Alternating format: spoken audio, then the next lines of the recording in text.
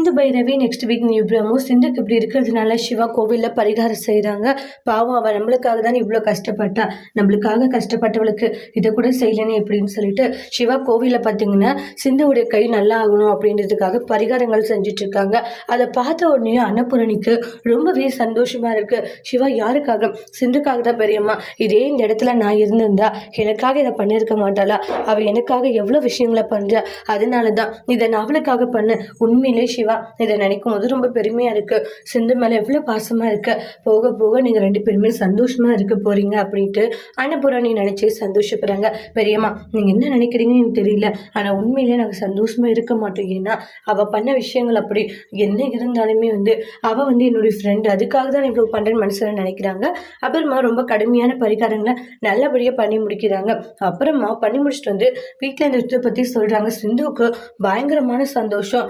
மகா இதை கேட்டுட்டு பயங்கரமா கோவப்படுறாங்க. எவ்வளவு திமிர் இருந்தா இந்த சிவா போயும் இந்த பட்டிக்காட்ட சிந்துக்கு பரிகாரம் செஞ்சிருப்பான் அப்படின்ற மாதிரி பயங்கர கோவப்படுறாங்க மகா. அதோட இந்த பிரமவை முடிச்சிருக்காங்க. தேங்க்யூ.